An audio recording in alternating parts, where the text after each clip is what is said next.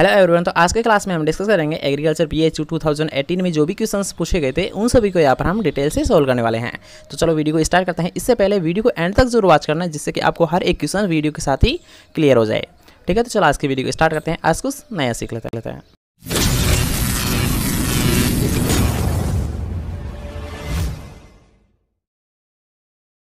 तो आज का हमारा फर्स्ट क्वेश्चन है, निम्न में से कौन सी एक ग्रीष्म फसल है। तो आप ऑप्शन देखिए कि भिंडी, मटर और बंद गोभी और सलजम। तो इन चारों में याद रखना ग्रीष्म फसल कौन सी है, भिंडी होती है।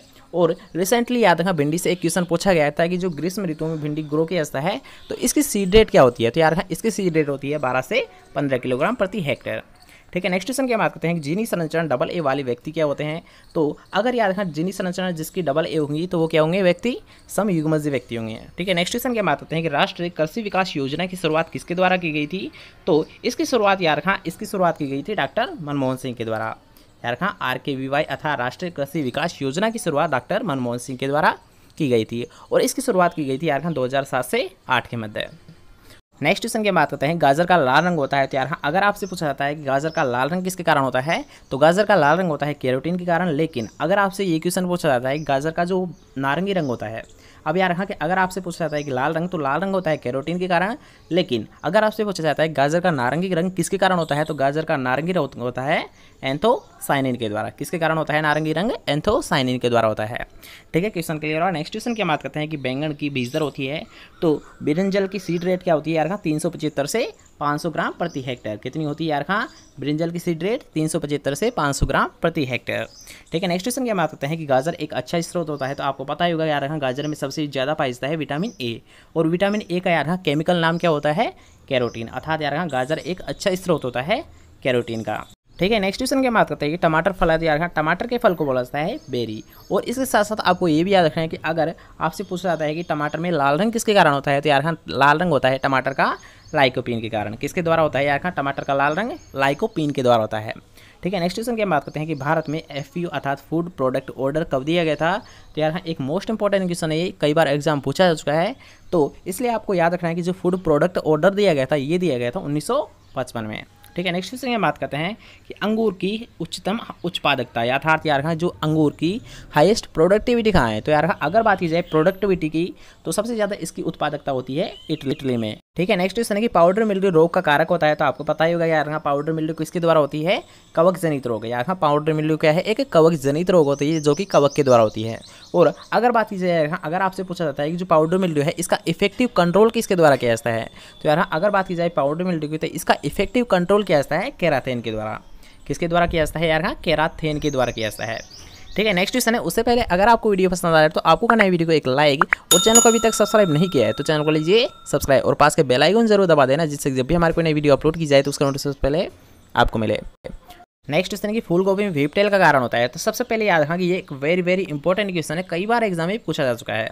तो अगर बात की जाए यार फूल गोभी में व्हीपटेल तो ये होता है यार मोलिब्डेनम तत्व की कमी से। किसके द्वारा होता है यार व्हीपटेल तत्व की कमी से होता है। ठीक है, नेक्स्ट क्वेश्चन की बात करते हैं आलू का प्रवर्धन किया जाता है। तो आलू का प्रवर्धन होता है यार कंद के द्वारा। और अगर आपसे पूछा जाता है कि आलू क्या होता है तो आलू होता है एक मॉडिफाइड स्टेम होता है जिसका प्रवर्धन याद रखना कंद के द्वारा किया जाता है। ठीक है, नेक्स्ट क्वेश्चन की बात करते हैं कि भारत का राष्ट्रीय फल है। तो भारत का राष्ट्रीय फल होता है आम। क्या होता है यार नेशनल फ्रूट कौन सा है, आम होता है। ठीक है, नेक्स्ट क्वेश्चन की बात करते हैं सूक्ष्म तत्व का उदाहरण है। अर्थात इनमें से यानी जो ऑप्शंस दे रखे हैं इनमें माइक्रोन्यूट्रिएंट कौन सा है। तो आपको पता ही होगा यार कैल्शियम, मैग्नीशियम और गंधक, ये तीनों ही क्या है यार सेकेंडरी न्यूट्रिएंट है। अर्थात ये माइक्रोन्यूट्रिएंट नहीं है। लेकिन जो ऑप्शन बचता है अर्थात तांबा, तो ये क्या होता है, एक सूक्ष्म तत्व होता है। इसलिए हमारा राइट आंसर कौन सा होता है, तांबा।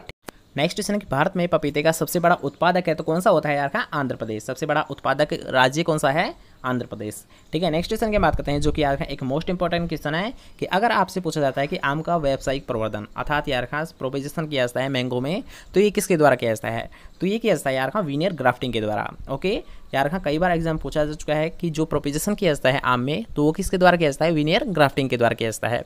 नेक्स्ट क्वेश्चन है कि बंची टॉप बीमारी किस में फैलती है। तो आपको पता होना चाहिए यार बंची टॉप क्या होती है, एक वायरल डिजीज होती है जो कि किस में फैलती है यार केले में फैलती है। ठीक है, नेक्स्ट क्वेश्चन की बात करते हैं जो कि यार एक मोस्ट पॉपुलर वेराइटी है कि अगर आपसे पूछा जाता है कि जापानीज व्हाइट किसकी किस्म है तो ये होती है यार मूली की। एक मोस्ट पॉपुलर किस्म है यार कई बार एग्जाम पूछी जा चुकी है। तो आपको पता होना चाहिए यार जापानीज व्हाइट किसकी किस्म होती है, मूली की एक वेराइटी होती है। ठीक है, नेक्स्ट क्वेश्चन की बात करते हैं कि विटामिन सी सर्वाधिक मात्रा में होता है। तो अब यार कि अगर बात की जाए विटामिन सी की, तो सबसे ज़्यादा पाई जाता है ये बारबेडस चेरी में। और अगर आपको ऑप्शन में नहीं देखने को मिल रहा है बारबेडस चेरी, तब आपका राइट आंसर माना जाएगा आंवला। ठीक है, अगर आपको दोनों ही ऑप्शन में देखने को मिल रहे हैं तो आपका राइट आंसर माना जाएगा बारबेडस चेरी। लेकिन जब आपको ऑप्शन में बारबेडस चेरी नहीं देखने को मिलता है, तब आपका राइट आंसर माना जाएगा आंवला। ठीक है, नेक्स्ट क्वेश्चन की बात करते हैं गिर एक नस्ल है। तो गिर एक नस्ल होती है गाय की। ठीक है, नेक्स्ट क्वेश्चन की भारतीय गन्ना अनुसंधान संस्थान कहाँ स्थित है? ये स्थित होता है लखनऊ में। और लखनऊ कहाँ स्थित है यार? हाँ, उत्तर प्रदेश में। नेक्स्ट क्वेश्चन की बात करते हैं ट्रिटिकल क्रॉस। तो यार इसे आप याद रख पाओगे गराती से। ठीक है, यानी ट्रिटिकल किस क्रॉस होता है, इसकी एक शॉर्ट ट्रिक है गराती।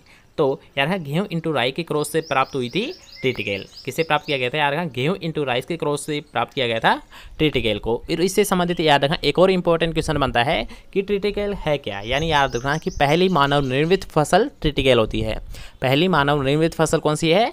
ट्रिटिकल है, जो कि यार गेहूं इंटू राई के क्रॉस से प्राप्त की गई थी। ठीक है, नेक्स्ट क्वेश्चन है कि भारत में गेहूं की बोनी किस्मों का आगमन कब किया गया था? तो यार अगर बात की जाए ड्वार्फ वेराइटीज़ के आगमन की, तो इनका आगमन हुआ था 1963 में। नेक्स्ट क्वेश्चन की बात करते हैं कि 1 HP अर्थात 1 हॉर्स पावर कितने बराबर होती है?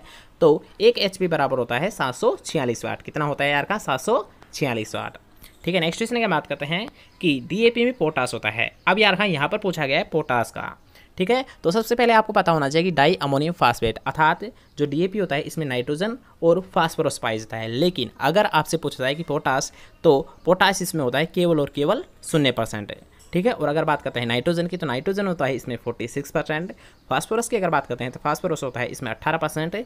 इसलिए याद रखना क्वेश्चन में आपसे पूछा गया कि जो पोटास होता है ये कितना पाइजता है, तो आपका राइट आंसर कौन सा माना जाएगा? याद रखना 0%। ठीक है, अर्थात पोटास कितना होता है इसमें? 0%। क्योंकि DAP में याद रखना नाइट्रोजन पाइजता है, लेकिन फास्फोरस भी पाइजता है, लेकिन जो पोटास होता है ये बिल्कुल भी नहीं पाइजता है। ठीक है, नेक्स्ट क्वेश्चन की बात करते हैं कि विश्व में फल और सब्जियों के उत्पादन में भारत का कौन सा स्थान है? तो भारत का स्थान होता है सेकंड। क्योंकि अगर बात करते हैं फल और सब्जियों के उत्पादन में, तो सबसे पहले स्थान पर आता है चाइना, उसके बाद में यार सेकंड स्थान पर आता है भारत का। ठीक है, नेक्स्ट क्वेश्चन की बात करते हैं कि रानीखेत रोग का संबंध होता है। तो रानीखेत एक मुख्य डिजीज होती है कुक्कुट पालन अर्थात मुर्गियों से संबंधित। ठीक है, नेक्स्ट क्वेश्चन है कि बिना मिट्टी के पौधों को उगाना। अब याद रखें यहाँ पर थोड़ा मिसप्रिंट हुआ है कि जल में उगाना क्या कहलाता है। तो अगर बात करते हैं याद रखा बिना मिट्टी के पौधों को जल में उगाना हाइड्रोपोनिक्स कहलाता है। और अगर आपसे ये क्वेश्चन नहीं पूछा था, बल्कि ये पूछा जाता है कि बिना मिट्टी के पौधों को वायु में उगाना अर्थात हवा में उगाना क्या कहलाता है, तो उसे बोला जाता है यार एरोपोनिक्स। ठीक है, नेक्स्ट क्वेश्चन की बात करते हैं कि भूमि के टुकड़े पर किसी एक ही फसल को बार बार बोना अर्थात एक ही भूमि का हमारे पास टुकड़ा है और उसी पर किसी एक फसल को लगातार हम ग्रो कर रहे हैं, तो उसे बोला जाता है यार मोनोक्रॉपिंग। किस नाम से जाना जाता है? उसे मोनोक्रॉपिंग के नाम से जाना जाता है। ठीक है, नेक्स्ट क्वेश्चन की बात करते हैं कर्नाल बंट बीमारी है। तो आपको पता ही होगा कर्नाल बंट मुख्य बीमारी होती है गेहूं की, और जो किसके द्वारा होती है यार निवोसिया इंडिका के द्वारा होती है। ठीक है, नेक्स्ट क्वेश्चन की बात करते हैं कि एक ही पौधे पर नर व मादा फूलों का उत्पादन होना क्या कहलाता है। तो यार ऐसा पौधा जिस पर नर और मादा फूल दोनों लगते हैं, तो उसे बोला जाता है उभयलिंगाश्री। ठीक है, नेक्स्ट क्वेश्चन की बात करते हैं कि इडेफोलॉजी में किसका अध्ययन किया जाता है। तो आपको पता ही होगा यार सोइल साइंस की एक ब्रांच होती है, एक होती है पेडोलॉजी, एक होती है इडेफोलॉजी।